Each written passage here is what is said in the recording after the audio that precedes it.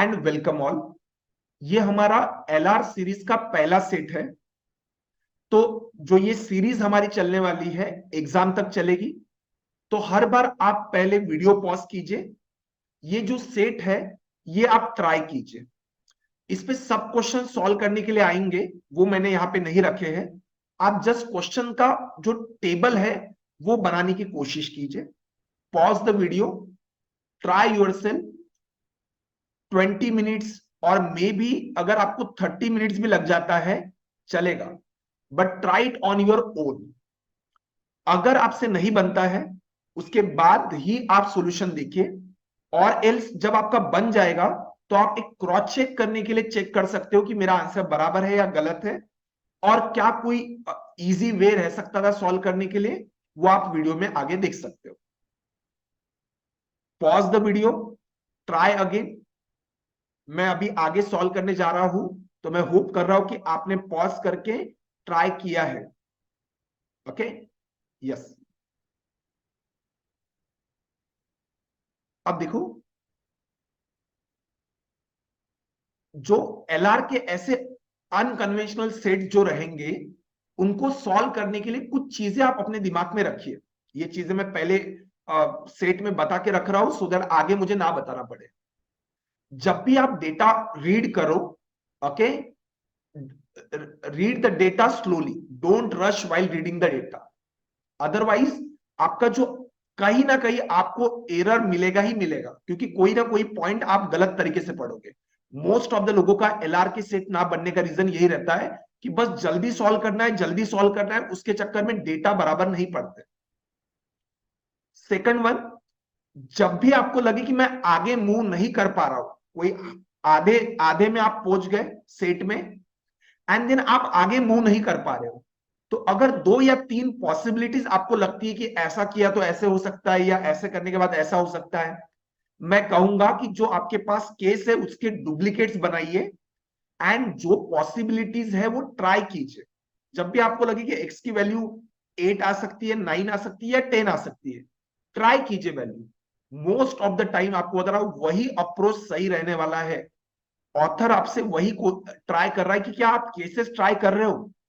सारे पॉसिबिलिटी में 1 या 2 ही केसेस होती है जो बराबर आएगी। तो ऑलवेज आप जब आगे मूव नहीं हो पा रहे हो तो केसेस ट्राई करना आपका काम है।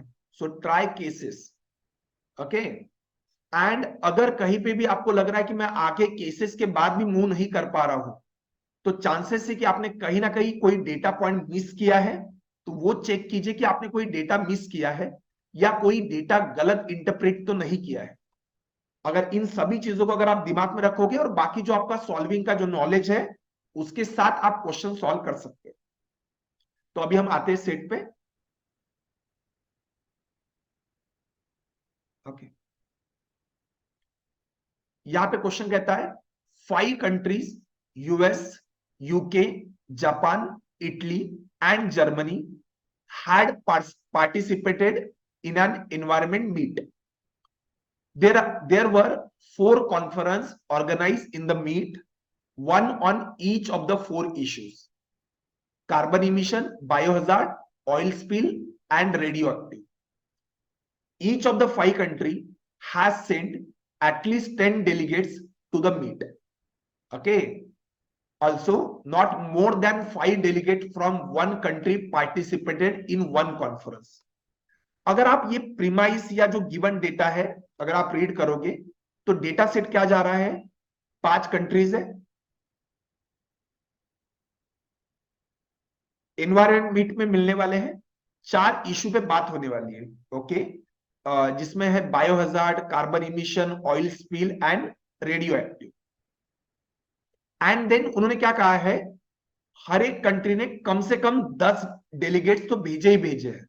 ओके, अब देखो हर कंट्री ने अगर 10-10 भेजे तो ओवरऑल 50 और 50 प्लस ही डेलीगेट्स वहां पे जो मीटिंग है अटेंड करने आएंगे। उसके बाद उन्होंने कहा है जो कॉन्फ्रेंस है, जैसे लेट से ऑयल स्पिल के ऊपर कॉन्फ्रेंस है, उन्होंने क्या कहा कि also not more than 5 delegates from one country participated in one conference. जैसे ऑयल स्पिल पे अगर कॉन्फ्रेंस है तो यूएसए या कोई भी अदर कंट्री है, मैक्स टू मैक्स कितने डेलीगेट्स भेज सकते हैं? 5, मैक्सिमम 5 है। 5 से ज्यादा, एक कंट्री से ज्यादा लोग एक मीटिंग अटेंड नहीं करेंगे। ओके, वो भी चलेगा। अब डेटा पॉइंट्स है, उनको पढ़ना है। अगर आपने रीड किया है डेटा, तो आपको आइडिया आ गया होगा कि जो नंबर ऑफ डेलीगेट्स है वो दो कैटेगरी में डिवाइड करना है, according to the meetings conference and then according to the countries. Okay, देखो अभी छोटे मोटे जो इंट्यूएशंस है ना, मैं वो आपको समझा रहा हूं कि जब भी आप मॉक टेस्ट सीरीज हो या फाइनल कैट का पेपर हो, पूरा जो टोटल सेट है वो 1 या 1.5 मिनट में आप टोटल पढ़ लेते जाइएगा, 1 और 1.5 मिनट टोटल सेट पढ़िए। आपको आइडिया आ जाएगा कि आपको डेटा डेटा मतलब आपको लास्ट में आपको क्या फाइंड आउट करना है, क्या ये मुझे इजी लग रहा है या टफ लग रहा है, ये ऑलवेज डिटरमाइन करना करके आपको बता रहा हूं। और मैं ये बता रहा हूं करके, तो जब आप पूरा रीड करते हो ना, तो मैं आपको बता रहा हूं कुछ इंपॉर्टेंट पॉइंट्स। मोस्ट ऑफन ऐसा होता है कि जो इंपॉर्टेंट पॉइंट्स है ना, वो लास्ट लास्ट में रखे रहते हैं।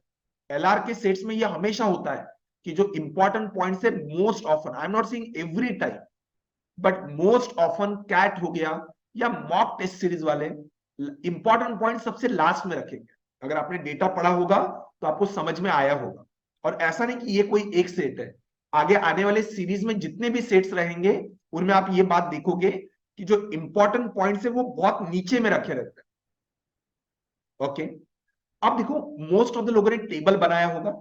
ओके, सो मैंने टेबल ऑलरेडी मैं बना के रख चुका हूं, सो दैट मुझे स्लाइड्स में थोड़ा टाइम कम लगे।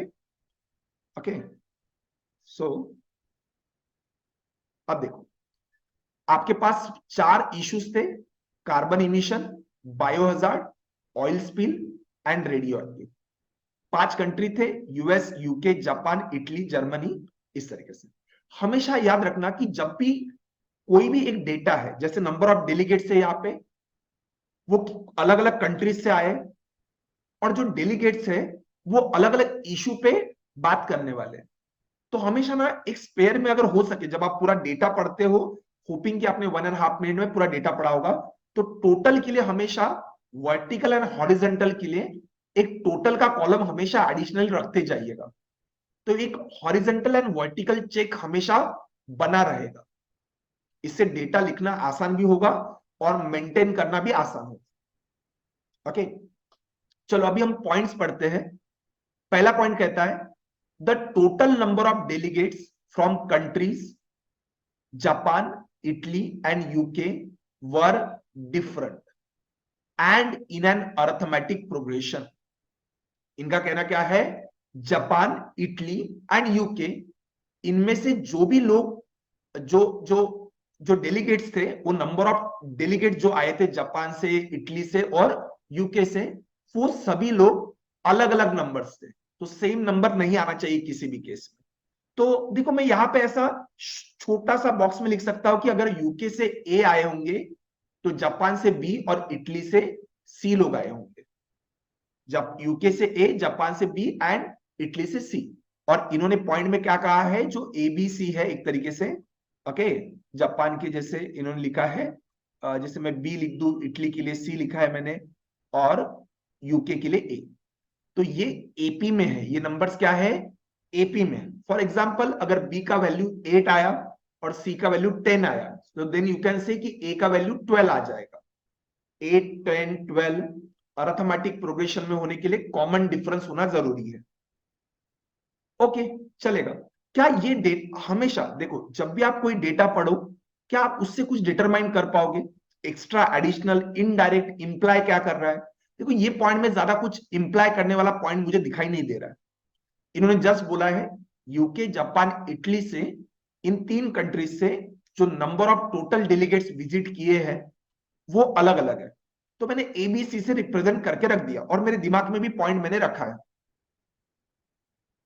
ओके, नेक्स्ट पॉइंट पढ़ता हूं। In all the conference, in all the conference except the one on biohazard, the number of delegate from US was more than that of the any country. कभी कभार read करते हो, देखो जब भी आपको मीनिंग ना समझे, गो स्लो। इन्होंने क्या कहा है, इन ऑल द कॉन्फ्रेंस, हर एक कॉन्फ्रेंस में सिवाय एक बायो हजार्ड को छोड़ा जाए, तो number of delegate from US was more than that of the any other country. तो देखो जैसे मतलब अगर बायो हजार्ड का इशू छोड़ दिया जाए, तो यूएस जो कार्बन इमिशन हो गया, ऑयल स्पिल हो गया और रेडियो एक्टिव हो गया, जो नंबर ऑफ डेलीगेट्स जो यूएस की तरफ से मीटिंग अटेंड करने वाले हैं वो सबसे हाईएस्ट है। तो मैं एक तरीके से देखो, या तो मैं साइड में लिख दूं करके कि carbon emission, okay, oil spill and radio active में नंबर ऑफ डेलीगेट जो है, नंबर ऑफ डेलीगेट जो है वो हाईएस्ट थे यूएसए की तरफ से। चलेगा, या तो आपको सोच सकते हो, देखो अगर आपने पूरा डेटा सेट पहले ही पढ़ दिया ना, ये डेटा मेरा थोड़ा जल्दी क्यों बन गया था पता है, जो लास्ट पॉइंट है, देखो कुछ चीजें, देखो अगर आप सही से चीजें पढ़ रहे हो ना, आपने होपिंग की पूरा सेट पढ़ा होगा, ट्राई किया होगा, तभी आप वीडियो देख रहे हो, तो आपने डेटा सेट जब पढ़ा होगा तो देखो लास्ट जो पॉइंट है ना, जब मैंने पूरा डेटा सेट पढ़ा था तो लास्ट पॉइंट की तरफ मेरा ध्यान गया था, तो उसका डेटा का यूज मैंने, जब मैं सॉल्व कर रहा था तो लास्ट पॉइंट मैंने अपने दिमाग में रखा था सॉल्व करते हुए, फिर से मैंने 1.5 मिनट में पढ़ा, और जब मैंने अप्रोच चालू किया तो मैंने लास्ट पॉइंट को पहले ही यूज करना शुरू कर दिया था, उस कारण से डेटा मुझे लिखना बहुत आसान हो गया था। पहले मैं आगे इस पॉइंट को कंप्लीट कर लेता हूं, फिर बात करते हैं। But in conference on biohazard, the number of delegate from the US was less than all the other countries. जो भी बाकी कंट्रीज है उनके मुकाबले बायोहजार्ड में यूएस की तरफ से लोवेस्ट लोग गए थे, लोवेस्ट। तो देखो चाहो तो देखो कभी कभार चीजें आप ऐसे यूज कर सकते हो कि बायो हजार्ड में यूएस की तरफ से लोवेस्ट लोग गए थे, तो एल लिख सकते हो। कार्बन इमिशन हो गया, ऑयल स्पिल हो गया और रेडियो एक्टिव हो गया, इनमें हाईएस्ट गए थे। और हमें एक बात पता है, हाईएस्ट एच का वैल्यू मैक्स टू मैक्स कितना आ सकता है पता है, max to max 5। Max to max कितना आ सकता है, 5। आप बोलोगे क्यों, क्योंकि याद करो हमने पॉइंट क्या कहा था, also not more than 5 delegate from one country participated in one conference. किसी भी कॉन्फ्रेंस में 5 से ज्यादा लोगों ने पार्टिसिपेट नहीं किया था एक कंट्री की तरफ से, तो H can be maximum 5। I am not saying कि एच का वैल्यू अब तक कोई क्लियर नहीं है, बट हाँ इतने से हम ये बात बोल सकते हैं करके, बराबर है। अब देखो जैसे अगर आप पूरा डेटा सेट पढ़ोगे, ओके, चलो हम आगे पढ़ लेते हैं, ऐसा कुछ नहीं, पर मैंने 8th वाला पॉइंट जल्दी यूज कर लिया था तो चीजें मेरे लिए आसान गई थी, जस्ट मैं बता रहा हूं करके। अगर आप चाहे तो अभी भी आप वीडियो पॉज कर सकते हैं, ये डेटा का यूज करके लास्ट पॉइंट को कनेक्ट करके देखिए, but to to keep the spirit आपको बता रहा हूं, मैं सीक्वेंस में ही जा रहा हूं, चलेगा। नेक्स्ट पॉइंट कहते हैं, in a conference on oil spill the number of delegates from Italy was the least.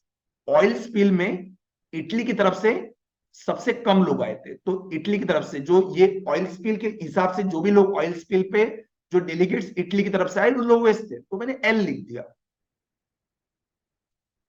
The number of delegates from the Italy was the least, while in conference on carbon emission the number of delegate from the UK was the least. अच्छा, carbon emission में UK की तरफ से सबसे lowest लोग आए थे। अब देखो कभी बार दिमाग में आता है ना कि यार कितने लोग आए होंगे, कितने लोग आए होंगे। देखो अभी अगर मैं सीक्वेंस से ही जा रहा हूं तो फिर जितना पॉइंट मिलता है उतना मैं नोट करके रखता हूं, और हो सके जितने पॉइंट्स आप रिटेन कर पाओ उतनी कोशिश करना। ये सब प्रैक्टिस के थ्रू ही आता है कि दिमाग में जो पॉइंट रखना है वो रिटेंशन का जो मेमोरी रहता है, रिटेंशन मेमोरी, वो ओवर द टाइम डेवलप होती है जितने आप सेट प्रैक्टिस करते हो।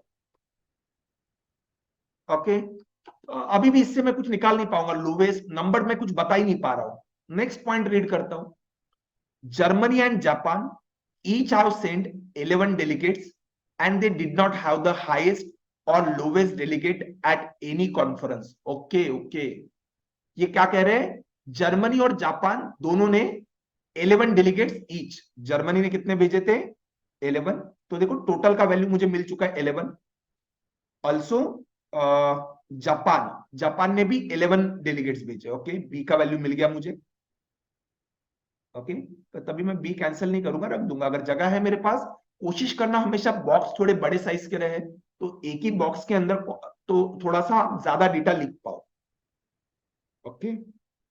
और इन्होंने क्या कहा है, देखो जर्मनी और जापान ने 11 डेलीगेट्स भेजे, और किसी ने भी, दोनों ने, ना ही जर्मनी और ना ही जापान, मतलब जर्मनी और जापान के केस में लोवेस्ट और हाईएस्ट आने ही नहीं वाला। तो मैं ऐसे लिख सकता हूं कि ना ही जर्मनी कभी एल, मतलब लोवेस्ट नंबर ऑफ जो लोग हैं वो डेलीगेट्स भेजेंगे किसी भी मीटिंग के लिए, और ना ही किसी भी मीटिंग में हाईएस्ट लोग भी भेजेंगे। And same is applicable for Germany. Germany and Japan के लिए बात हुई है, am I right? They did not have the highest और the lowest delegate at any conference. Okay, तो मैं ऐसे साइड में लिख के रख रहा हूं कि ना ही लोवेस्ट ना ही हाईएस्ट लोग भेजे। आप चाहे तो आप साइड में लिख सकते हो जर्मनी, जापान, ओके, किसी भी मीटिंग में लोवेस्ट और हाईएस्ट नहीं भेजे गए हैं। ओके, अभी भी मैं कुछ डेटा लिख नहीं पा रहा हूं, जो भी सारा डेटा है, देखो सबसे इंपॉर्टेंट पॉइंट उन्होंने जानबूझ के लास्ट में रखा है, पता है? फिर से आप लास्ट पॉइंट पढ़ोगे, फिर वापिस इन्हीं पॉइंट्स को रिविजिट करना है कुछ भी करके। सो इसलिए मैं बोल रहा हूं कि आप जब भी डेटा सेट सॉल्व करते हो, इंपॉर्टेंट पॉइंट्स मोस्ट ऑफन वो लास्ट में रखते हैं, कि आप सब पढ़ो, फिर से लास्ट पॉइंट पढ़ोगे, एंड अप्रोच ही यही होना चाहिए कि आप लास्ट वाला पॉइंट पढ़ो, चीजें बहुत आसान हो। आप चाहो तो मैं पढ़ लेता हूं करके आपको बता रहा हूं, and that is the best way. अगर आपको पता है कि सब पढ़ना अलाउड है, तो आप क्यों नहीं पढ़ रहे हो, ये क्वेश्चन रहेगा। देखो अगर मैं पढ़ लेता हूं, आप, मैं आगे अभी भी पढ़ते जाऊंगा, डेटा मुझे पता है कुछ भी काम का नहीं मिलने वाला, पर जो इंपॉर्टेंट पॉइंट है देखो, इन्होंने क्या कहा है, लास्ट पॉइंट देखो, no delegates attend more than one conference. No delegates attend more than one conference, इसका मतलब क्या हुआ? लेट से यूएस ने टोटल 20, लेट से यूएस ने टोटल 20 डेलीगेट्स भेजे हैं एनवायरमेंट मीट के लिए। So let's say carbon emission में उन्होंने 5 लोग मीटिंग अटेंड करने के लिए गए। So no delegate will attend the more than one conference, मतलब ये जो पांचों लोग हैं, लेट से 5 लोग हैं PQRST, अब ये 5 लोग bio hazard, oil spill, radio active कहीं पे भी मीटिंग अटेंड करने नहीं जाएंगे। लेट से यूके ने 1 या 2 लोग भेजे थे कार्बन इमिशन के लिए, अब उन्होंने कार्बन इमिशन अटेंड कर लिया, अब वो और कोई भी मीटिंग अटेंड नहीं कर पाएंगे। That is the meaning, no delegates attend more than one conference. मतलब आप सिंपल समझ रहे हो कि जो कार्बन इमिशन के लोग हो गए, बायो हजार्ड, ऑयल स्पिल और रेडियो एक्टिव, इन सबको ऐड करके जो नंबर बनेगा वही टोटल होगा हर एक के लिए, क्योंकि कोई भी आदमी डबल मीटिंग अटेंड नहीं कर रहा है। आप समझ लो, देखो अगर कार्बन इमिशन के लिए 5 लोग गए यूएस की तरफ से, बायो हजार्ड के लिए 2 लोग गए, ऑयल स्पिल के लिए लेट से 4 लोग गए, और रेडियो एक्टिव के लिए 4, तो मैं ये कह ही नहीं सकता कि ये 5 लोग वापिस कहीं रिपीट हो रहे हैं। So I can directly add them and say this is the total number of delegates visited from US. US की तरफ से आने वाले इतने ही लोग होंगे, कहीं पे भी रिपीटेशन नहीं हो रहा है, चलेगा। एंड आगे देखो, सबसे इंपॉर्टेंट पॉइंट उन्होंने जानबूझ के पीछे रखा है आपको तरफ, और ये हर बार होता है। और अगर ये बात आप, मतलब अगर आपका जहां पे भी आपका कोचिंग होगा या जहां पे भी, अगर ये पॉइंट आप समझ नहीं रहे हो, पूरा सेट पढ़ने का यही फायदा रहता है कि अगर कोई इंपॉर्टेंट पॉइंट्स है तो वो दिमाग में, लास्ट में आपके दिमाग में रह जाता है इस तरीके से। इन्होंने कहा है no two countries had the same number of delegate at any conference. कोई भी 2 कंट्री ने, आपको बता रहा हूं, सेम नंबर ऑफ डेलीगेट्स किसी भी कॉन्फ्रेंस में नहीं भेजे गए। ओके, ओके, इसका मीनिंग क्या होगा? देखो अगर मैं कहता हूं, देखो अभी यहां पे 5 कंट्री है, चीजें क्या है करके, मुझे पता है मैक्सिमम मैं कितने कितने लोग भेज सकता हूं, 5, और कम से कम अगर मैं मीटिंग के लिए भेज रहा हूं तो हर एक ने एक एक मीटिंग के लिए आदमी भेजा है। अब देखो अगर यूएस ने कार्बन इमिशन के लिए 5 लोग भेजे, तो अब कोई भी दूसरी कंट्री 5 लोग नहीं भेज सकती। अब देखो यहाँ पे 5 कंट्रीज है, और हर एक कंट्री अलग अलग नंबर अगर भेजेगी, तो देर इज ओनली वन पॉसिबिलिटी कि किसी को 1 आदमी भेजना पड़ेगा, तो किसी को 2, किसी को 3, किसी को 4 और किसी को 5। व्हाट आई एम सेइंग कि देखो अगर हर एक को हर मीटिंग के लिए नंबर ऑफ डेलीगेट्स अलग अलग भेजना है, तो यूएस ने 5 भेजा तो कोई 4 भेजेगा, क्योंकि वापिस कोई 5 नहीं भेज सकता। अगर किसी ने 4 नंबर ऑफ डेलीगेट्स अगर 4 भेज दिए, तो बचे जो रिमेनिंग होगा वो कोई 3 भेजेगा, तो कोई 2 भेजेगा, कोई 1 भेजेगा, इस तरीके से। ओके, और चलेगा। अगर आपको पॉइंट समझा है तो आप बोलोगे इससे क्या होने वाला है, मतलब आप समझ रहे हो हर एक जो मीटिंग होने वाली है यहाँ पे, जैसे कार्बन इमिशन पे मीटिंग होगी, तो 5 कंट्री है, तो कोई कंट्री एक एम्प्लॉय एक डेलीगेट भेजेगी, कोई 2, कोई 3, कोई 4 और कोई 5।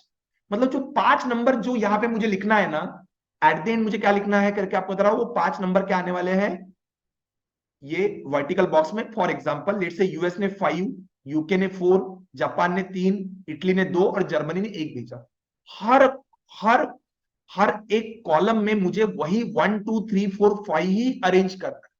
और मोस्ट ऑफन आप देखना 2022 का जो सेट आया था, 2021 2020, इनमें हर बार ऐसे टाइप का एक ना एक सेट आया ही है, जिनमें आपको 1 2 3 4 और 1 2 3 4 5 इन्हीं नंबर्स को अरेंज करना है।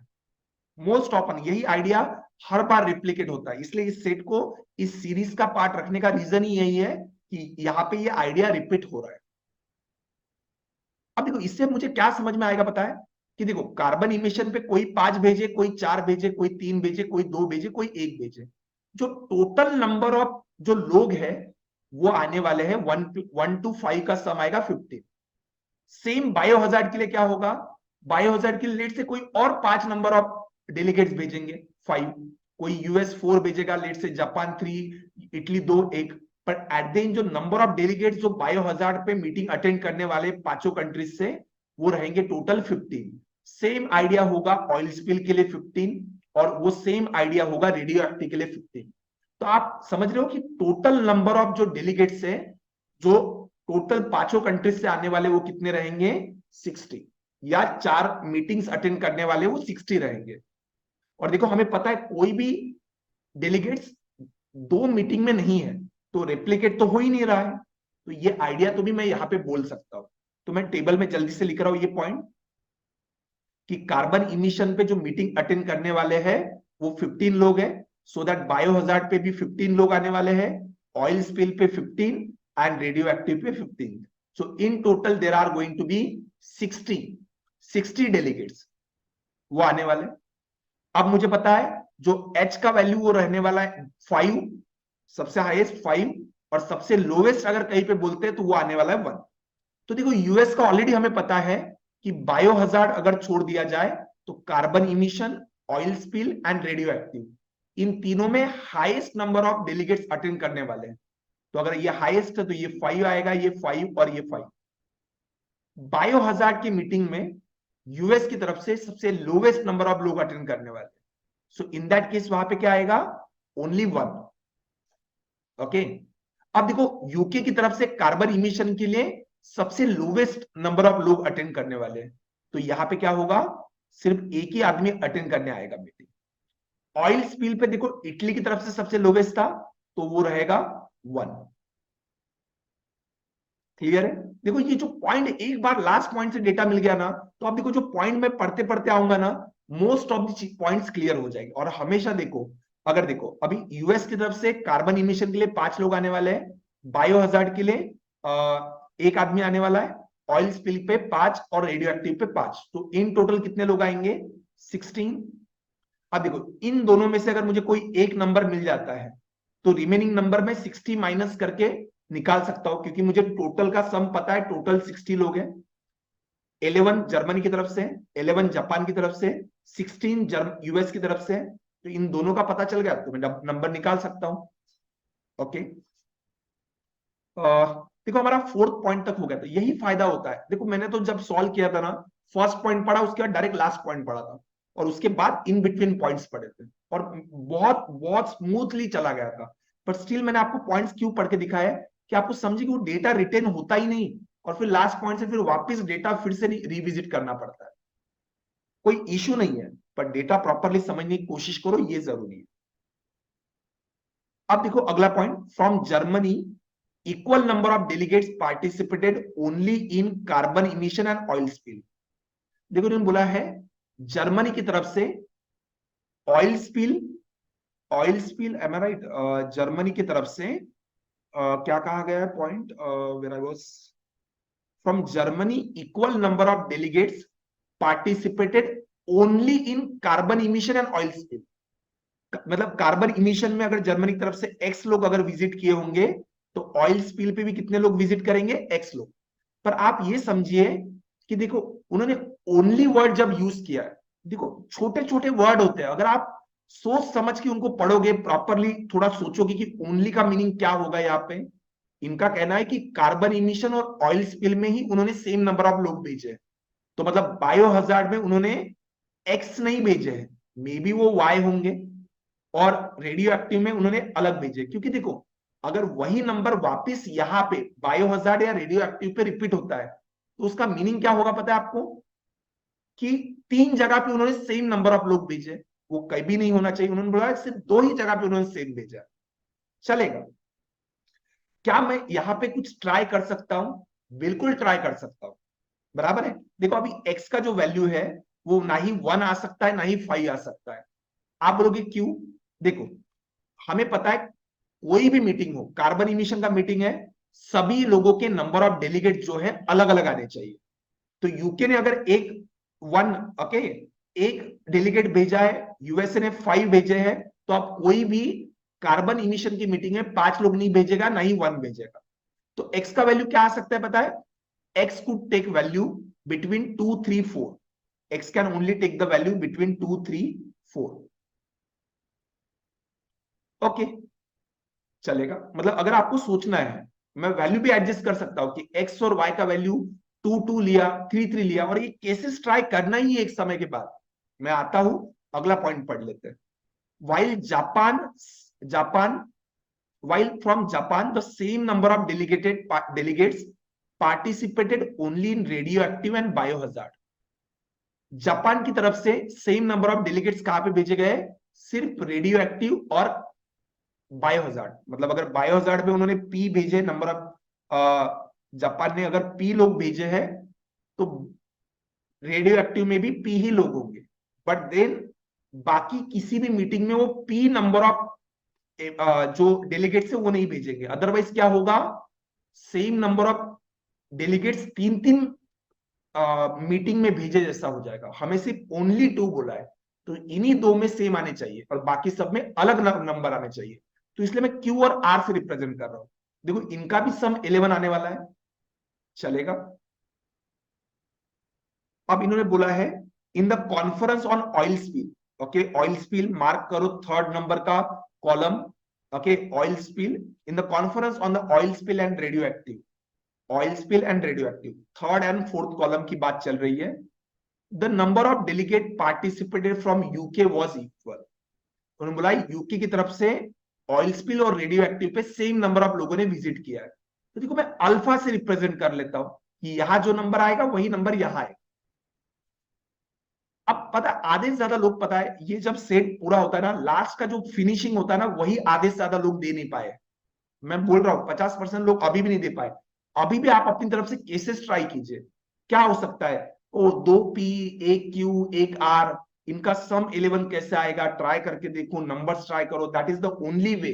आई एम टेलिंग यू, 1 या 2 ही केसेस फिट होगा वहां पे, उससे ज्यादा केसेस नहीं आती है।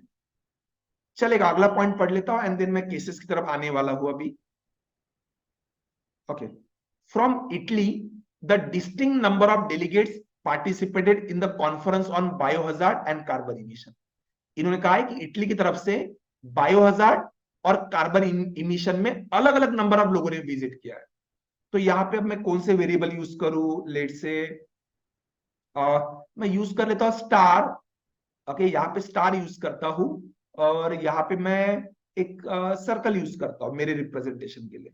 और मैं थोड़ा याद रखता हूँ, इन चीजों का मैंने बहुत बार यूज किया है कि यहाँ पे अगर यहाँ पे और यहाँ पे अलग नंबर ऑफ लोग रहेंगे, आपको यूज करना है वेरिएबल, या ऐसे मैं बोल सकता हूँ करके कि जैसे अगर मुझे देवनागरी आती है तो मैं ये भी यूज कर सकता हूँ कि अ एंड ई। अब नहीं है मेरे पास, क्योंकि मुझे याद नहीं कि मैंने कौन से वेरिएबल अब तक यूज किए हैं, तो मैं अ और ई यूज कर लूंगा। अगर आपके पास नहीं है तो आप दूसरा कोई यूज कर सकते हैं। ओके, उन्होंने बोला इटली की तरफ से from Italy distinct number of delegate participated in the conference on biohazard and carbon emission. Biohazard and देखो मैंने गड़बड़ कर दिया करके आपको बताओ। In the conference on oil Italy from the Italy distinct number of delegate participated in the conference on biohazard and carbon emission not radioactive. Okay, मैंने देखो रेडियो एक्टिव में लिख दिया। तो यही छोटा मोटा गलती होने का चांस रहता है, तो इसलिए डेटा वापस पढ़ते जाइए, that is the only way. अब हम क्या करें, देखो मैं यही बोल रहा हूं आपके पास, देखो यहां पे ये 11 सम है, उन्होंने क्या कहा है, यहां पे देखो जैसे जर्मनी वाला केस देखो, अगर मैं जर्मनी वाला केस देखूं तो मैं थोड़ा, मेरे पास मैं ऊपर का थोड़ा डेटा क्लियर कर देता हूं, होपिंग कि अब इसका यूज हो चुका है करके आपको बता रहा हूं। मैं नेक्स्ट स्लाइड अगर यूज करूंगा तो मेरे सामने ये डेटा नहीं रहेगा। अब देखो केसेस कैसे ट्राई करना है, आधे से ज्यादा लोग पता है सीक्वेंस में डेटा नहीं ट्राई करते, मतलब रैंडम डेटा ट्राई करते, तो उनको ये समझ में नहीं आता है कि कोई केस तो मैंने मिस नहीं कर दिया है, तो ये कैसे करना है ये मैं समझाता हूं। देखो इन्होंने क्या कहा है, जर्मनी की तरफ से कार्बन इमिशन पे एक्स लोग, एक्स डेलीगेट्स थे, वही रेडियो एक्टिव में भी एक्स लोग थे, और हमारा नहीं, ओके, ऑयल स्पिल पे एक्स लोगों ने विजिट किया था, देन बायोहजार्ड पे वाई लोगों ने, और रेडियो एक्टिव पे जेड लोगों ने विजिट किया था, और इन टोटल इसका सम क्या आना चाहिए 11। देखो अभी मैंने, देखो मुझे एक बात पता है, वर्टिकल जो वर्टिकल कॉलम, वर्टिकल रोज है, एक तरीके से जो कॉलम्स है उनका, उनमें कोई भी नंबर डबल रिपीट नहीं हो सकता, क्योंकि उन्होंने कहा है no two countries had the same number of delegate at any conference. तो यूएस ने 5 भेजे थे कार्बन इमिशन में, यूके ने एक आदमी को भेजा था। तो जो एक्स का वैल्यू है वो क्या आ सकता है, या तो 2 आ सकता है, या तो 3 आ सकता है, या 4 आ सकता है। आप ट्राई करो, या तो एक्स आएगा, या तो टू आएगा, 3 आएगा, या 4 आएगा। अगेन आप सोचो, अगर एक्स का वैल्यू 2 आ गया तो यहां पे जेड का वैल्यू भी क्या आना चाहिए, 2। जेड था, नो सॉरी एक्स, यहां पे भी 2 आएगा, बराबर है। अगर x का वैल्यू 3 होता है तो यहां पे भी x वापिस देखो 3 आएगा। मैं आपको जस्ट केसेस समझा रहा हूं, अगर यहां पे 4 होगा x का वैल्यू तो ये भी 4 आएगा, क्योंकि दोनों सेम ही वेरिएबल है। उन्होंने कहा था जर्मनी की तरफ से कार्बन इमिशन और ऑयल स्पिल में ओनली इन 2 मीटिंग्स में सेम नंबर ऑफ डेलीगेट्स गए थे। ओके, तो वो 4 आएगा। अब आप सोचो, अगर मैं 4, ओके 4 डेलीगेट्स अगर मैं कार्बन इमिशन के लिए भेजता हूं और 4 ऑयल स्पिल के लिए, तो now I am only left with, I am only left with, okay, 3 delegates. तो आप मुझे बताओ y और z में मुझे अगर 3 को डिस्ट्रीब्यूट करना है, तो अगर y का वैल्यू 1 आया तो z का वैल्यू 2 आएगा, that is the only possible case. या तो हो सकता है y का वैल्यू 2 आया तो z का 1 होगा, क्या इसके अलावा और कोई पॉसिबिलिटी बनेगा? पर अब आप देखो, अगर y का वैल्यू 1 आता है 1, तो क्या वो चलेगा, y का वैल्यू 1 चलेगा? आप खुद देखिए, y का वैल्यू 1 आ ही नहीं सकता। क्यों? क्योंकि देखो बायो हजार्ड पे सबसे लोवेस्ट नंबर ऑफ जो विजिट से डेलीगेट्स थे वो यूएस की तरफ से आया है, तो y can not take the value 1, so there is only possibility जो y के लिए होगा नंबर ऑफ डेलीगेट्स वो 2 लोग होंगे, 2 लोग। और देन अगर वहां पे 2 आएगा तो यहाँ पे 1 आ सकता है। आप चेक कीजिए क्या 1 पॉसिबल है जेड के लिए, जेड के लिए पॉसिबल है, हाँ हो सकता है, क्योंकि रेडियो एक्टिव में अब तक किसी ने भी लोवेस्ट नंबर ऑफ लोगों को नहीं बुलाया है, तो हो सकता है इसका वैल्यू 1 हो। This is the one possible case कि x का वैल्यू 4 हो तो देन y का 2 होगा और z का 1। देखो उससे ज्यादा अलग कुछ आ भी नहीं सकता, क्योंकि हमने 8 लोगों को अगर इधर भेज दिया तो पॉसिबल ही नहीं। आप देखो, अगर मैं x का वैल्यू 3 रखता हूं, 3, तो ये 3, तो यहां पे भी 3 लोग रहेंगे, मतलब जर्मनी की तरफ से अगर कार्बन इमिशन के लिए 3 लोग जाएंगे तो ऑयल स्पिल के लिए भी क्या होगा, 3 लोग जाएंगे, तो ये 6 लोग हो गए। तो now I am only left with 5 people, 5।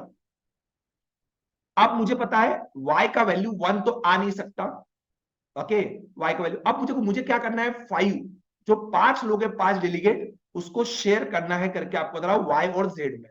तो क्या क्या आ सकता है, देखो क्या 3 और 2 में मैं स्प्लिट कर सकता हूं क्या 5 को, 3 और 2 में? आप बोलोगे नहीं, आप नहीं कर सकते स्प्लिट। मैं बोलूंगा क्यों नहीं कर सकता हूं स्प्लिट? आप कहोगे कि सर देखो, अगर मैं 3 लोग, अगर y या z में से किसी का वैल्यू 3 दे देता हूं तो क्या हो जाएगा पता है, जर्मनी ने कार्बन इमिशन, बायोहजार्ड और ऑयल स्पिल तीनों जगह पे सेम नंबर ऑफ डेलीगेट्स भेजे, और वहां पे देखो उन्होंने कहा था ना ओनली। अब आपको समझ में आ रहा है पॉइंट? क्या उस ओनली का मीनिंग समझ में आ रहा है? जब मैं केसेस ट्राई करने जाता हूं तो मुझे समझ में आता है कि ओनली कार्बन इमिशन और ऑयल स्पिल में ही उन्होंने सेम नंबर ऑफ डेलीगेट भेजे। तो किसी और जगह पे वो 3 एम्प्लॉय नहीं भेज पाएगा अगर आप एक्स का वैल्यू 3 अज्यूम करते हो। सो 3 और 2 का पॉसिबिलिटी गया। क्या 1 और 4 आ सकता है? आ सकता है। देखो y का वैल्यू 1 नहीं आ सकता, तो मैं क्या कहूंगा, देन y का वैल्यू ओनली पॉसिबल है 4, तो देन z का value 1, that is the only case. 3 + 3 6 and 6 + 5 11। अगर x का वैल्यू 3 और 3 आया, ओके, तो y का वैल्यू 4 और z का वैल्यू 1 आएगा। इसके अलावा और कोई पॉसिबल वे नहीं बनेगा। आधे से ज्यादा लोग ये केस ट्राई नहीं करते हो। यही ट्राई करना जो सीख लिया, मैं आपको बता रहा हूं एलआर के सेट। आप 2022 का एक कोविड वाला केस देखना जो थर्ड स्लॉट में था। सेम टाइप का अप्रोच, इवन उसके पहले भी 1-2 बार वैसे सेट आए हैं, और सेम ऐसे ही टाइप का आइडिया वो डिमांड कर रहे हैं। एग्जाम आपसे यही डिमांड कर रहा है कि आप क्या प्रॉपरली केसेस को लिख रहे हो। प्रॉपरली लिखिए कि 2 आ सकता है, 3 आ सकता है, ट्राई कीजिए, कंडीशन दिमाग में रखिए, उनको अप्लाई कीजिए, लिखिए। मैं मानता हूं ना 2 केस आ सकते हैं, मैं ट्राई करूंगा 2 केसेस। नहीं हुआ, पहला वाला केस नहीं सेटिस्फाई हुआ तो दूसरा करूंगा। और एक केस है, क्या x और x का वैल्यू 2 आ सकता है क्या?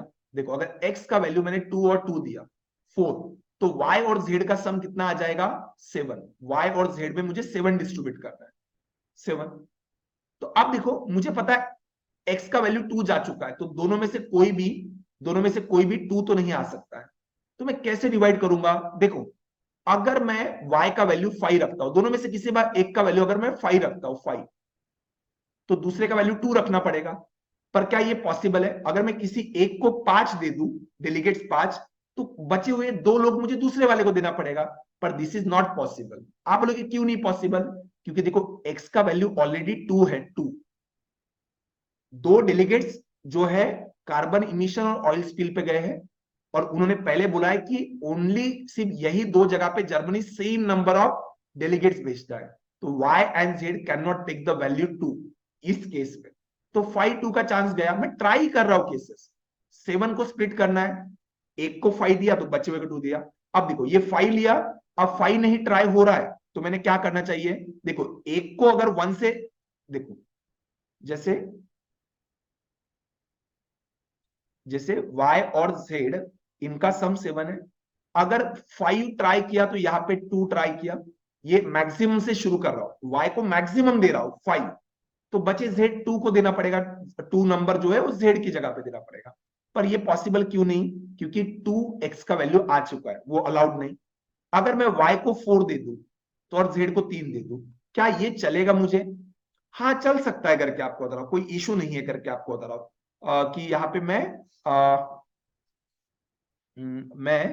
4 और 3 दे सकता हूं करके आपको बता रहा हूं। हाँ दे सकता हूं करके आपको बता रहा हूं, क्योंकि देखो नंबर कोई भी रिपीट नहीं हो रहा है। क्या 3 और 4 पॉसिबिलिटी है करके आपको बता रहा हूं? यस पॉसिबल है। अगर यहाँ पे 3 आया तो देन z का वैल्यू 4 होगा, और अगर y का वैल्यू 4 हुआ तो यहाँ पे z का वैल्यू 3 होगा। चेक करो कॉलम में कहीं पे भी 3 या 4 आया है क्या? नहीं, हो गया। यही एक पॉसिबिलिटी है करके। आप लोग बोलेंगे इसके बाद कैसे ट्राई करेंगे? यहां तक भी बहुत लोग मे बी रीच कर चुके होंगे, देन कॉन्ग्रेचुलेशन, यहां तक पहुंचना भी बहुत बड़ी बात है। अब नंबर ट्राई करने करके आपको बता रहा हूं कि x का वैल्यू क्या आ सकता है करके, 4 आ सकता है, 3 आ सकता है, या 2 भी आ सकता है। बराबर है? इस तरीके से। अब मुझे एक बात पता है, और कोई नंबर मुझे पता है नहीं। ओके, x का वैल्यू 1 और 5 तो कहीं पे भी नहीं आया। अब देखो जैसे जापान के लिए, देखो जापान के लिए जो है उन्होंने क्या कहा है पता है? जापान में हाईएस्ट और लोवेस्ट कभी नहीं भेजे। तो जापान कभी 1, ओके, जापान कभी 1 और 5 नहीं भेज सकता है। तो देखो ये सारे केसेस जो है ना ऊपर वाले ट्राई किए, वो सेम जापान के लिए भी अप्लीकेबल होगा। आप बोलोगे कैसे? क्योंकि देखो जापान ने भी 2 जगह पे पीपी लोग भेजे, और बाकी 2 जगह पे अलग नंबर ऑफ लोग भेजे। बराबर है? उसके बाद उनका सम भी 11 आ रहा है, तो सेम केसेस ट्राई करोगे तो जापान के लिए भी वर्क करेगा, है ना? आप देखो केसेस ट्राई कैसे करेंगे। ओके, होप आपको समझ में आया। इफ यू वांट अगेन इसके आगे भी नंबर सेट करना इज अ चैलेंजिंग थिंग। आप चाहो तो आप अभी भी वीडियो पॉज कर सकते हो, इसके आगे अगर आप करना चाहो तो कर सकते हो करके आपको बता रहा हूं। ट्राई कर सकते हो करके, pause the video, try it, आपको बता रहा हूं, फिर आगे जाइए। अगर जिनका नहीं बना, जिनका बना है कॉन्ग्रेचुलेशन, बहुत बढ़िया, आपको बता रहा हूं। होप आपने ट्राई किया होगा। ओके, मैंने थोड़ा पॉज लिया था, थोड़ा पानी पी लिया। ओके, अब देखो यही सेम आइडिया जापान के लिए भी अप्लाई होगा। दो नंबर वहां पे सेम है, पीपी एंड क्यूआर। पर देखो जापान में जर्मनी के मुकाबले, जर्मनी में भी लोवेस्ट और हाईएस्ट नहीं ले सकते, हाँ उन्होंने बोला था। सो हमने अरे ये वाला पॉइंट तो हमारा ध्यान ही नहीं करके आपको बता रहा हूं कि जर्मनी और जापान ने देखो हाईएस्ट और लोवेस्ट नंबर ऑफ लोग नहीं भेजे हैं। हाईएस्ट और लोवेस्ट नंबर ऑफ लोग नहीं भेजे हैं। तो देखो जो लास्ट वाला केस है 4421, ये वाला केस कभी वैलिड होगा क्या? देखो मैंने केसेस ट्राई किए। अब देखो जापान और जर्मनी ने ना ही लोवेस्ट लोग भेजे, ना ही कहीं पे हाईएस्ट। तो इनके कहीं पे भी सिचुएशन में 1 और 5 नहीं आना चाहिए। तो देखो ये केस में अगर यहाँ पे 4 आता है और यहाँ पे 4 आता है, तो यहाँ पे 1 आ ही रहा है, तो ये केस कभी चलेगा क्या? नहीं, तो ये केस आउट हो जाएगा करके आपको बता रहा हूं। देखो जर्मनी और जापान के लिए सेम ही है। आगे इस केस में देखो, अगर मैं 3 3 लोग भेजता हूं तो देन मेरे 5 लोग बच रहे थे, तो 4 1 वाला केस भी चलेगा क्या? नहीं। क्यों? क्योंकि मुझे बात पता है कि कोई भी, जर्मनी और जापान दोनों लोवेस्ट और हाईएस्ट नंबर ऑफ डेलीगेट्स नहीं भेज रहे, तो एक ही केस बचेगा। देखो मैं जब केसेस लिखता हूं, मे भी, देखो कोई बोलेगा कि मैंने केसेस सारे लिख के क्यों बताया। देखो जब हम पढ़ रहे हैं ना, तो आप ये मत सोचो कि मैं एक्स्ट्रा टाइम स्पेंड कर रहा हूं। यही एक टाइम पीरियड होता है जब आपको टाइम मिलता है चीजों को थोड़ा सोच के समझ के आइडिया डेवलप करने का। फास्ट बनाना है, फास्ट बनाना है, उसमें कोई मतलब नहीं। अगर हर बार बन रहा है तो आप कुछ सीख नहीं रहे हो नया। पर जब भी आपका नहीं बन रहा है, आप कहीं स्टक हो रहे हो, तब आप अच्छे से सोचते हो कि क्या करना है करके, तब जाके कुछ एनलाइटनमेंट होता है। समझ में आ रहा है? ये दो केस नहीं होगा, तो एक ही पॉसिबल है कि एक्स का वैल्यू वो 2 ही आ सकता है, तो या पी के लिए पी का वैल्यू 2 ही आएगा, तो ये फिक्स हो गया करके। यहाँ 2 होगा तो यहाँ भी 2 आएगा। वैसे ही सेम पी के लिए देखो, पी का वैल्यू भी 2 ही होगा, क्योंकि एक ही पॉसिबल केस है जो दो दो सेम नंबर हो गए, क्योंकि 1 और 5 ले नहीं सकते, ना ही किसी के लिए भी नहीं ले सकते। आपको बता रहा हूं 2 3 4 में से लेना है। ऊपर से एक्स का वैल्यू दो ही जगह सेम आएगा, तो दो जगह अलग नंबर लेने हैं। सो 2 2 यहां पे आएगा। अब देखो आप खुद सोचो, यहाँ पे 2 2 आया, देखो जैसे यहाँ पे अगर ये 3 आता है तो यहाँ पे ये 4 होगा, ऑब्लिक में रहेगा करके आपको बता रहा हूं। और यहाँ अगर वही मैं 3 और 4 ऑब्लिक में लिख रहा हूं, यहाँ पे 2 होगा। अब मैं यही बोल रहा हूं करके आपको बता रहा हूं कि इसके बाद भी मे भी केसेस ट्राई करना पड़ सकता है। 3 4 ऑब्लिक में आएगा, 3 4 ऑब्लिक में आएगा, इस तरीके से। अब क्या केसेस अरेंज कर सकते हैं, हम यही सोच रहे हैं। देखो इसके बावजूद मैं केसेस अरेंज कर पा रहा हूं क्या? देखो यहाँ पे दो अलग अलग नंबर आने वाले हैं, तो देखो यहाँ पे 1 चला गया, 2 चला गया, बराबर है। उसके बाद कैसे नंबर अरेंज करेंगे? तो देखो अभी मैं डुप्लीकेट केस क्यों बना रहा हूं, क्योंकि देखो इतना पास में आने के बाद अगर मैं डुप्लीकेट केस बना लूं, कि मतलब जो जो डेटा मेरा फिक्स हुआ है, ओके, जैसे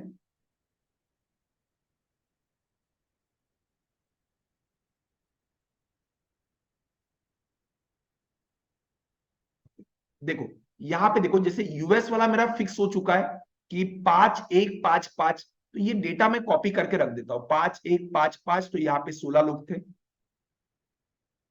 यूके के लिए मुझे पता है यहाँ पे 1 था, ठीक है। जापान के लिए मुझे पता था बायो हजार्ड और रेडियो एक्टिव में सेम है, 2 2,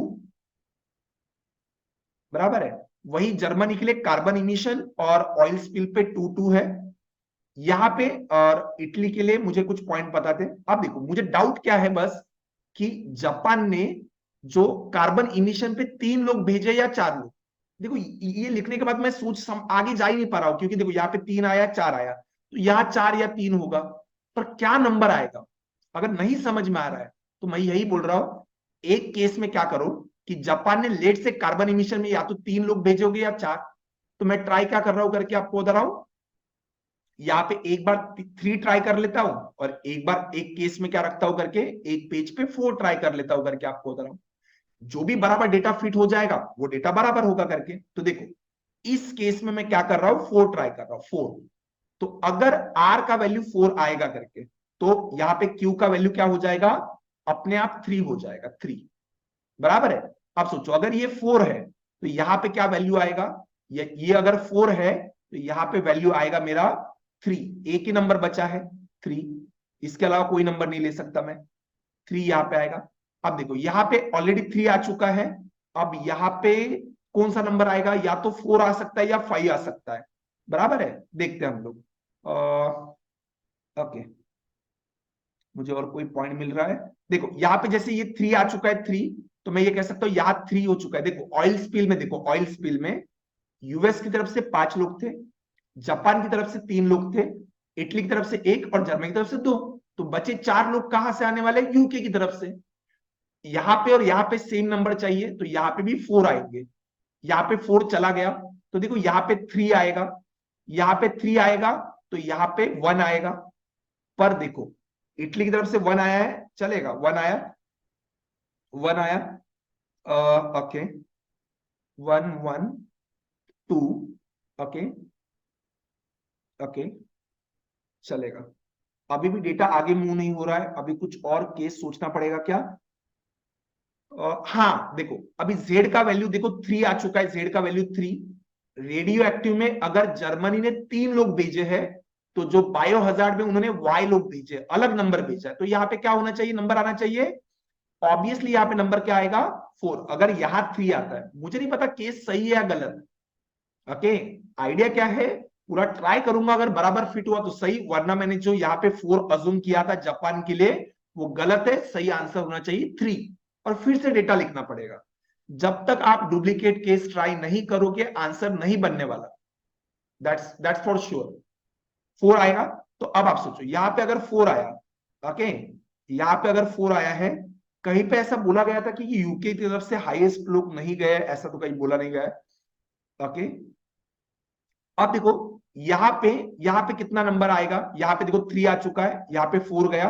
ओके, सो यहाँ पे इन्होंने बोला था इटली ने जो कार्बन इमिशन और बायो हजार्ड में अलग अलग नंबर ऑफ लोग भेजे, तो यहाँ अगर 3 आ चुका है तो यहाँ 3 आ नहीं सकता, यहाँ पे 3, 4 हम ले नहीं सकते क्योंकि बायो हजार्ड पे ऑलरेडी जर्मनी ने 4 लोगों को भेजा है, तो एक ही नंबर पॉसिबल है, यहाँ पे 5। यहाँ पे 5 है, यहाँ पे 1, यहाँ पे 2, यहाँ पे 4, तो रिमेनिंग 3 लोग यहां से भेजे। आप सम करके देखो, 4 प्लस 4 8, 8 प्लस 4 12 यहां पे आने चाहिए, 5 प्लस 3 8, 8 प्लस 2 10। बराबर है, डेटा तो बराबर फिट हो रहा है, कहीं पे भी मैंने अगर गलत नहीं किया होगा, मुझे भी अभी आंसर याद नहीं है, बट ऐसा। अब आप देखो एक पॉइंट था, उन्होंने कहा था कि जापान, इटली और यूके ने जो नंबर ऑफ लोग भेजे, जापान जापान ने 11 लोग भेजे, इटली ने 10 और यूके ने 12। तो आप देखो इतना कोई सीक्वेंस तो बोला नहीं गया है करके आपको बता रहा हूं, तो ये अरिथमेटिक प्रोग्रेशन में आ रहा है 10 11 12। अब मैं ये सोचूंगा करके आपको बता रहा हूं, क्या ये गलत हुआ है, मुझे नहीं लग रहा, सही आ रहा है करके आपको बता रहा हूं। मैं दूसरा वाला केस ट्राई करके देखता हूं, अगर वहां पे हमारा कुछ गलत हुआ तो हमें पता ही चल जाएगा कि ये केस हमारा पक्का सही है। मुझे भी आंसर याद नहीं है, दूसरा केस देखो, मतलब अगर गलत हुआ होता तो कहां पे हमको समझ में आता था कि ये गलत है करके। देखो केस का शुरुआत कहां से हुआ कि जापान के लिए मैंने 3 लिए, 3 लोग लिए। ओके, जापान के लिए मैंने 3 लोग लिए, जैसे इसके पहले केस में मैंने कितना लोग लिया था जापान के लिए, 4। अगर वहां पे मैं 3 लेता था, 3, तो क्या होता था, अगर यहाँ पे 3 है तो ऑयल स्पिल के लिए भी 3 लोग आएंगे, तो 3 प्लस, एम आई राइट, नहीं सॉरी, यहाँ पे 3 था तो यहाँ पे 4 आता था। थोड़ा केस याद करो, तो 3 प्लस 4 7, 7 प्लस 4 11, यहाँ पे 11 थे। जर्मनी की तरफ से भी 11 लोग हैं। यहाँ अगर मैंने 2 और 2 ले लिया था तो यहाँ 3 और 4 ऑब्लिक में था हमारा, कुछ ऐसा। ओके, उसके बाद पॉइंट था, मुझे थोड़े याद करने पड़ेंगे पॉइंट, यहाँ पे सेम नंबर आने वाले थे, ऑलरेडी यूके ने यहाँ पे 1 भेजा था। So what was the point, कोई तो भी पॉइंट मैं भूल रहा हूं। 1344, ओके, जस्ट अ मिनट। जैसे इटली की तरफ से यहाँ पे लोवेस्ट गया था, यहाँ पे 1 मेरा आंसर ऑलरेडी आ चुका था, आई थिंक आपको बता रहा हूँ, 1 आ चुका था। इटली ने यहाँ पे लोवेस्ट भेजा, यस, इटली का 1 मैंने नोट डाउन नहीं किया यहाँ पे, ऑयल स्पिल पे 1, ओके। उसके बाद कोई और पॉइंट बचा था क्या? इधर यूके की तरफ से 1 मैंने लिख दिया था, यस, ओके। 3, देखो अभी पहला वाला कॉलम फिर से वैसा ही ऐड करना है करके आपको बता रहा हूं, फिर से वो जो एडिशन है वो हमको मेंटेन करना है कि देखो, कार्बन इमिशन में यूएस की तरफ से 5 लोग हैं, यूके की तरफ से 1, जापान की तरफ से 3। होपिंग कि मैंने सारे पॉइंट बराबर नोट किए हैं करके आपको बता रहा हूं। मैं जस्ट बता रहा हूं कि अगर ये मुझे लग रहा है मोस्टली जब हम 3 लेंगे तो कहीं ना कहीं हम स्टक होने वाले हैं, या कहीं तो भी डेटा इनकंसिस्टेंट हो जाएगा, ओके। अगर वो सही आया है तो हो सकता है कि ये गलत हो, या ऐसा हो सकता है कि 2 पॉसिबल टेबल बने, ये भी चांसेस है। पर सब क्वेश्चन देखने के बाद आपको आइडिया क्लियर होगा कि एक ही टेबल बनने वाला है, okay. So 5 1 3 2 and this is 4। अगर यहाँ पे 4 होगा तो वापिस यहाँ पे वही नंबर नहीं आने वाला था, यहाँ पे कुछ अलग नंबर आएगा, तो यहाँ पे 4 नहीं आ सकता है, ओके। यहाँ पे 4 नहीं आ सकता है। तो देखो अभी यहाँ पे 3 और 4 का ही ऑब्लिक था करके आपको बता रहा, 3 और 4 का, ओके। अब देखो यहाँ पे 5 आ चुका है। देखो यहाँ पे क्या 1 1 आ सकता है क्या? देखो अल्फा का वैल्यू 1 हो सकता है क्या? आप सोचिए, अल्फा का वैल्यू 1 हो सकता है क्या? नहीं। अगर ये 1 1 आ गया, 1 आ गया, तो ये 3 होगा और ये 5 आ जाएगा, तो ये होगा 8। अगर ये 8 है, ये 11 है, तो बताओ यहाँ पे नंबर क्या आएगा? 16 प्लस 8 24, 24 प्लस 22 कितना होगा? 24 प्लस 22 हो जाएगा 46। And then am I right? 16 plus 8 24, 24 plus 22 46, and total लोग अगर 16 है तो यहाँ पे टोटल 14 आ जाएंगे। देन प्रॉब्लम क्या होगा पता है? जो उन्होंने पॉइंट कहा था ना, जापान इटली और यूके, जापान इटली यूके में जो नंबर ऑफ लोग हैं वो जापान इटली यूके, अगेन वो एपी में तो आ रहा है, वैसे आपको बता रहा हूं, ओके। सो ये भी पॉसिबल है 1 का, पर बाकी केसेस दिन देखना पड़ेगा करके। यस, मैं कोई तो भी पॉइंट मिस कर रहा हूं करके, जो मैं लास्ट टाइम यहाँ पे मैंने डेटा सेट नोट किया था ना, कि यहाँ पे अगर 4 आया तो यहाँ पे 3 आएगा एंड ऑल दोस, तो वो कहीं तो भी मिस हो रहा है। 1 3 2, ओके, यहाँ पे 3 आ गया था मेरा, लोवेस्ट 1 था, 2 था। अच्छा ये वाला कॉलम देखो, यहाँ पे ये ऑयल स्पिल, देखो वहां पे कैसा ना, मैं लोवेस्ट हाईएस्ट सब नोट डाउन किया था ना। देखो ऑयल स्पिल की तरफ देखो, यहाँ पे यूएस की तरफ से 5 लोग थे, जापान की तरफ से 4, इटली की तरफ से 1 और जर्मनी की तरफ से 2। तो अल्फा का वैल्यू वैसे भी 1 ट्राई नहीं कर सकते, सिर्फ बचेगा केस 3, तो 3 3 यहाँ पे ट्राई होगा, बराबर है। अगर यहाँ 3 होगा तो यहाँ ऑब्वियसली रेडियो एक्टिव में यहाँ पे 4 आना चाहिए, तो यहाँ पे कितना आएगा हमारा? 1 आएगा, 1, ओके, 1 आएगा, ओके, 1 आएगा। यहाँ पे अगर 4 आ चुका है, जर्मनी ने अगर रेडियो एक्टिव में 4 लोग भेजे तो यहाँ पे 3 लोग आएंगे, क्योंकि अलग अलग नंबर होने चाहिए। सो यहाँ पे 3 आ गया, तो यहाँ पे 3 नहीं आ सकता है, 4 नहीं आ सकता है, 2 यहाँ पे चला गया, 1 चला गया, तो यहाँ पे हम ट्राई कर सकते हैं सिर्फ 5। और यहाँ पे अगर 5 आएगा तो यहाँ पे 1 2 3 5 गया, तो यहाँ पे 4 होगा, और डेटा सेट ऐसा बनेगा। तो यहाँ पे क्या होगा? 6 प्लस 4 10 प्लस 1 11 लोग यहाँ पे आएंगे, ओके। और इटली की तरफ से कितने लोग जाएंगे? 5 और 4 9 और 2 11, तो यहाँ पे 11 होगा। कहीं पे अगर मेरा डेटा पॉइंट सेट मिस नहीं हुआ है तो देखो यहाँ पे यूके जापान इटली का दिन कॉमन डिफरेंस एक तरीके से नहीं आ रहा है करके आपको बता रहा, एक तरीके से सेम नंबर आ रहे हैं करके आपको बता रहा हूं, क्योंकि उन्होंने बोला था the total number of delegates from country Japan were different, अलग अलग है, सेम नहीं है। कोई बोल सकता है कि यार डिफरेंस अगर कांस्टेंट 0 होगा तो भी तो एपी में आ सकता है, बट स्टिल समझो उन्होंने पहले ही बोला था कि डिफरेंट नंबर ऑफ लोग यूके जापान इटली की तरफ से आए। देखो इतनू सा जो एपी वाला पॉइंट था ना, वो सबसे लास्ट में यूज हुआ, इसलिए ये केस गलत है। तो सही केस क्या रहेगा? ये वाला रहेगा। मुझे पता है कि मैंने बहुत ज्यादा टाइम आपका कंज्यूम किया। ओके, लास्ट में थोड़ा मैं यहां से पॉइंट कॉपी करने के लिए थोड़े टाइम लगे, बट मैं होप करता हूं कि आपको समझा है। अगर आपको कुछ नहीं समझा इसमें, तो आप नीचे कमेंट बॉक्स में पूछ सकते हो कि क्या नहीं समझा, मैं कोशिश करूंगा वो पॉइंट एक्सप्लेन करने की। बट देन अगेन, अगर आपको थोड़ा भी एनलाइटन हुआ है, तो आप सेट फिर से, अब नेक्स्ट डे आप उठिए, फिर से केस ट्राई कीजिए और कोशिश कीजिए सॉल्व करने की केसेस। सब क्वेश्चंस मैंने स्लाइड में नहीं रखे, होपिंग कि आप वो आराम से सॉल्व कर लेंगे करके। नेक्स्ट वीडियो में हम अगला सेट ट्राई करेंगे। अगेन उसमें भी आप कोशिश कीजिएगा सेट पहले रीड करना है एंड देन उसे वॉच करना है, कैसे सॉल्व किया और क्या क्या लर्निंग्स रही वो नोट डाउन करके रखना है। Thank you for listening. Bye bye.